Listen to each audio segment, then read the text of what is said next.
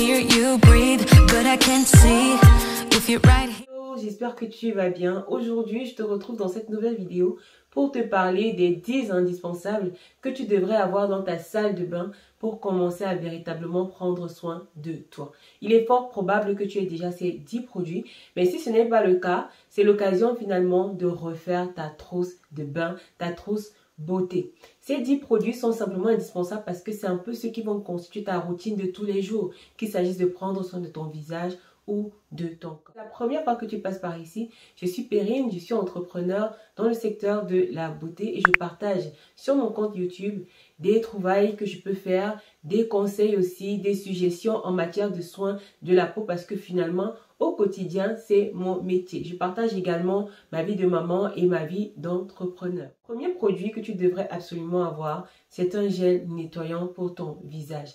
Je dis gel nettoyant, mais vraiment ici, j'entends par gel nettoyant tout type de nettoyant que tu pourrais avoir pour nettoyer ton visage.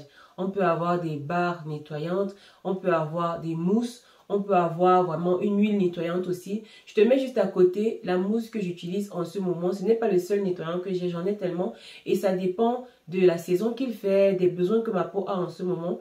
Mais ce nettoyant que j'utilise, c'est un peu un nettoyant passe-partout. C'est vraiment le type de nettoyant qui convient à tout type de peau. Avec lequel tu pourras nettoyer ton visage matin et soir sans avoir peur de ne pas faire ce qu'il faut. Donc c'est important pour toi également d'avoir ce type de nettoyant-là, un petit peu passe-partout, à côté de tes nettoyants qui pourraient être à titre de traitement ou alors exfoliant, tu vois un peu. Donc, c'est important d'avoir un nettoyant basique dans ta routine. Le deuxième produit que tu devrais avoir dans ta routine, c'est une lotion tonique ou alors un hydrolat. Ce n'est pas la même chose, mais les deux peuvent jouer la même fonction. Je te parle d'hydrolat simplement parce que c'est un peu le meilleur risque. C'est le produit que tu vas acheter sans trop réfléchir et qui va quand même te donner de bons résultats. L'hydrolat le plus populaire qu'on connaît, c'est l'eau de rose. Donc ça veut dire que si tu as de l'eau de rose dans ta routine ou alors dans ta salle de bain, c'est un parfait hydrolat. C'est un produit qui peut remplacer la lotion tonique. Dernièrement, j'ai fait une vidéo et je t'invite à la regarder si ce n'est pas encore le cas, où je te montrais les différentes étapes d'une routine de soins à la maison. Et tu as vu, la lotion tonique vient en deuxième position. Donc, tu peux utiliser ton hydrolat à titre de lotion tonique. Tu pourrais investir dans une lotion tonique si tu le souhaites, mais ici on parle des indispensables. Ça veut dire que si tu devrais choisir juste un produit, je t'inviterai à partir sur un hydrolat. On en a pas mal. Je te conseillerais principalement l'hydrolat de rose qui est le plus populaire. Mais tu as également l'hydrolat de citron, l'hydrolat de tilleul si tu as un teint terne, l'hydrolat de tea tree si tu as une peau congestionnée ou alors des boutons, un début d'acné, ça peut être des comedons ou alors des petits boutons qui se baladent par là. Tu as également l'hydrolat de menthe poivrée si tu as une peau mixte ou grasse. Le troisième produit que tu devras avoir, c'est une crème hydratante. Honnêtement, que ta peau soit mixte, normale, grasse, sèche, tout le monde a besoin d'une crème hydratante. Donc arrête de te dire que parce que j'ai une peau grasse, je n'ai pas besoin d'hydrater ma peau. Bien au contraire, il y a une crème hydratante pour tous les types de peau. Je te partage juste ici à côté la crème que j'utilise en ce moment. Comme je t'ai dit dans la dernière vidéo, c'est une crème que je teste en ce moment.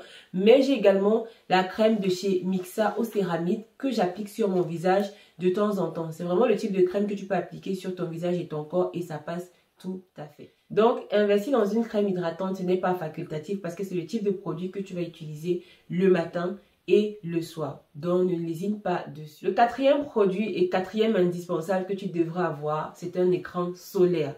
Ne me dis pas, je suis déjà noire, je n'ai pas besoin d'écran solaire. Non, tu en as besoin. Donc, c'est vraiment le produit dans lequel tu devrais absolument investir après les 3 premiers dont on vient de parler. Dans la crème solaire, tu vas la choisir en fonction de ton type de peau, en fonction de ton besoin. Mais on a également des crèmes solaires qui passent un petit peu partout.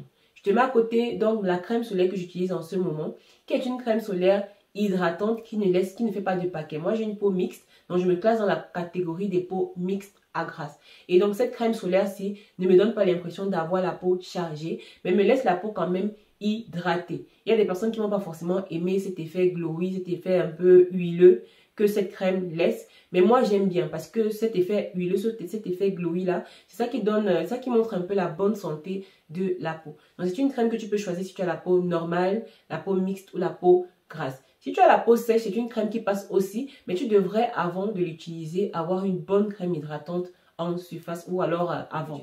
Le cinquième produit est indispensable que tu devrais avoir dans ta salle de bain. C'est un gel ou alors un savon comme tu veux pour le corps. Un produit qui va t'aider à laver la peau de ton corps tous les jours.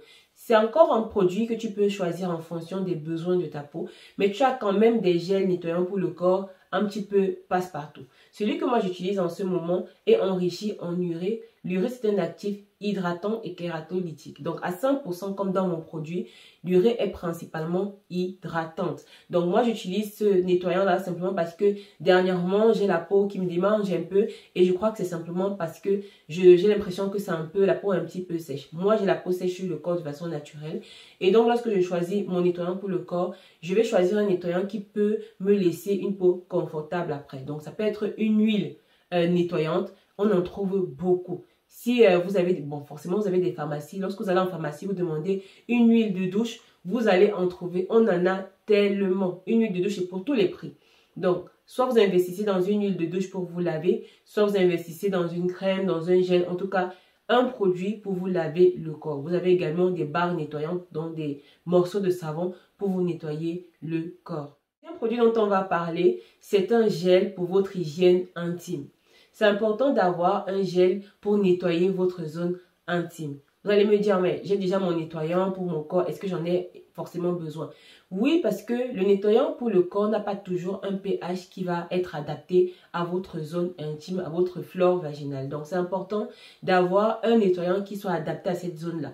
Donc, lorsque vous allez passer sous la douche, vous allez vous laver avec votre gel pour le corps. Mais à côté de ça, à la fin de votre nettoyage, vous allez prendre un peu de votre produit d'hygiène intime. Un gel intime reste toujours une bonne idée parce que vous pouvez l'utiliser autant en journée qu'en soirée.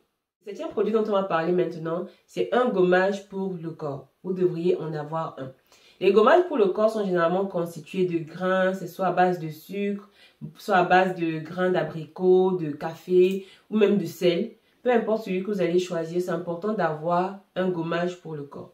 Le gommage, ce n'est pas pour utiliser tous les jours. C'est un produit que vous allez utiliser 2 fois par semaine, si possible le soir. Ne faites pas des gommages en journée, ce n'est pas très intéressant. Faites-en le soir, avant votre routine, pour aller au lit. Donc, lorsque vous utilisez votre gommage, vous devez insister sur les zones rugueuses, sur les coudes, sur les genoux. Ces zones-là où les peaux mortes s'accumulent facilement. Lorsque vous gommez bien ces parties-là, et vous allez venir avec l'hydratation derrière, ça va être beaucoup plus souple, la peau va être beaucoup plus souple, beaucoup plus hydratée. Et forcément, si c'est beaucoup plus souple, vous serez beaucoup plus à l'aise. Si vous n'en avez pas, c'est important d'investir dans un aujourd'hui. Le 8e produit, c'est une crème pour le corps.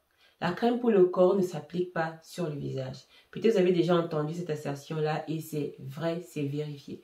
La plupart des crèmes du corps contiennent parfois des actifs trop riches pour la peau du visage. Aussi, on peut avoir un type de peau différent sur le visage et sur le corps. Ça veut dire que vous pouvez avoir la peau grasse sur le visage, mais la peau sèche sur le corps. Raison pour laquelle, lorsque vous allez appliquer le produit qui est pour la peau sèche sur une peau qui est grasse, ça ne va pas marcher. Donc, c'est important de choisir votre crème pour le corps en fonction des besoins de votre peau du corps. Bien entendu, vous avez de plus en plus des crèmes pour le corps qui sont également recommandées pour le visage. Je vous ai par exemple parlé de ma crème Mixa qui est ma crème préférée actuellement.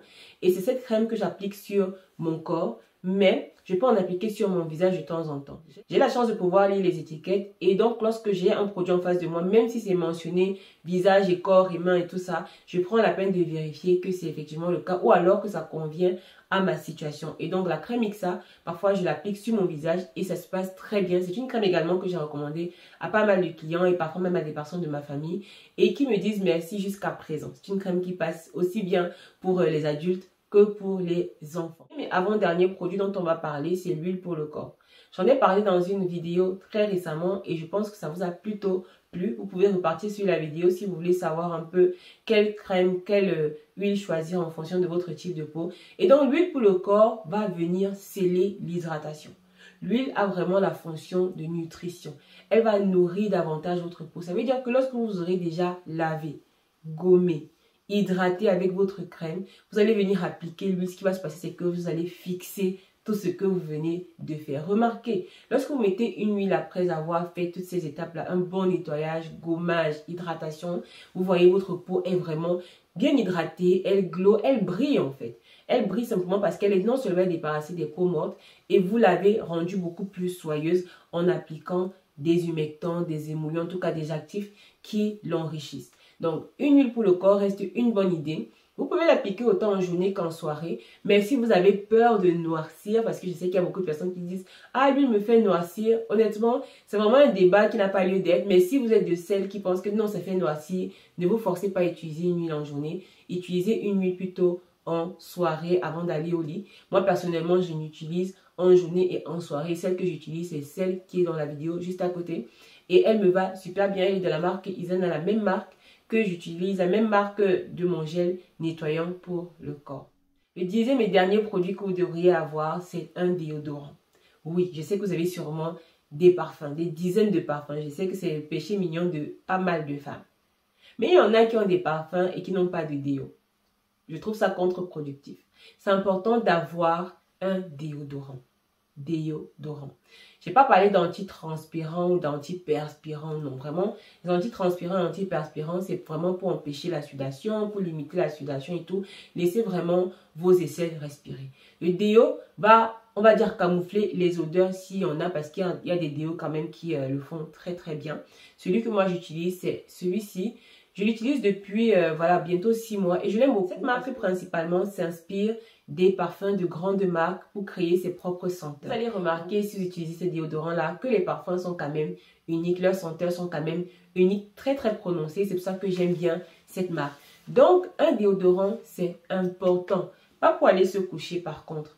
Pour la journée, lorsque vous allez être en mouvement, vous allez vous déplacer, vous allez courir, vous allez faire pas mal de choses dans votre vie de femme.